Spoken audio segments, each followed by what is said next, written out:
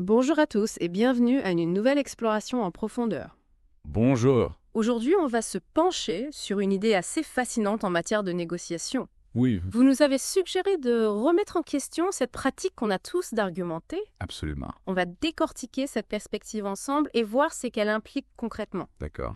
On s'appuie sur un texte qui s'intitule « N'argumente pas ».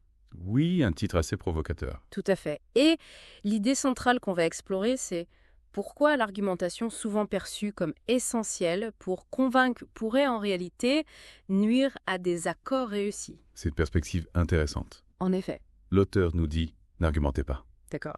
Et son argument principal, c'est que si on pense souvent que la logique et les preuves sont les clés de la persuasion, Oui. la réalité, c'est que nos décisions sont rarement prises sur une base purement rationnelle. Intéressant. Il y a toute une dimension émotionnelle, relationnelle, qui entre en jeu. Alors justement, pourquoi est-ce que cette approche logique et argumentée peut se retourner contre nous dans une négociation? Eh bien, le texte souligne que l'argumentation crée souvent une opposition, au lieu d'une recherche collaborative de solutions mutuellement bénéfiques. D'accord. La discussion risque de se transformer en un affrontement où chacun cherche à gagner, à imposer son point de vue, Oui, je vois. et ça peut éclipser les besoins, les sentiments de l'autre. Donc au lieu de construire un terrain d'entente, on érige des murs avec nos arguments. Exactement. Mais alors si ce n'est pas l'argumentation, quelle est la voie à suivre? L'auteur met l'accent sur la compréhension profonde des intérêts sous-jacents. Une négociation efficace ne consiste pas tant à avoir les meilleurs arguments qu'à comprendre ce qui motive réellement l'autre partie. Oui. Quels sont ses objectifs, ses contraintes, ses espoirs? En se concentrant sur ces aspects, on ouvre la voie à des solutions créatives qui peuvent satisfaire les besoins des deux parties, au-delà des positions initiales, qui peuvent être rigides et basées sur des arguments. Donc, passer de la défense de nos positions à la découverte des intérêts, c'est un changement de perspective important. Absolument. Le texte nuance-t-il ce propos? Oui, l'auteur précise que cette approche est le fruit de son expérience. Oui.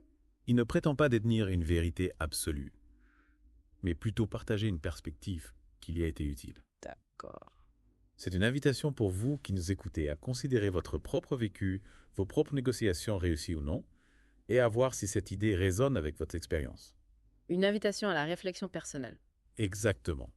Donc, si je résume l'idée maîtresse de n'argumente pas, c'est que pour une négociation fructueuse, il est souvent plus pertinent de chercher à comprendre les motivations profondes de l'autre Oui. que de s'acharner à prouver la supériorité de nos arguments. Tout à fait. Privilégier l'écoute active, poser des questions ouvertes pour découvrir les besoins réels. Créer un climat de confiance et de collaboration sont présentés comme des stratégies plus efficaces que le simple déploiement d'arguments logiques. Alors, ça nous amène à une question pour vous. Ouais. Fort de cette perspective, comment pourriez-vous envisager votre prochaine négociation? Peut-être, au lieu de préparer une argumentation exhaustive, vous vous concentrerez davantage sur les questions à poser pour déceler les véritables enjeux de votre interlocuteur. C'est une excellente question à méditer. Oui. Cela soulève un point crucial sur la place de la rationalité et de l'empathie dans nos interactions et dans notre capacité à parvenir à des accords mutuellement satisfaisants. Absolument, merci beaucoup pour cette plongée éclairante dans N'argumente pas. Avec plaisir. On espère que cette réflexion vous sera précieuse. À bientôt pour une autre exploration en profondeur. Au revoir.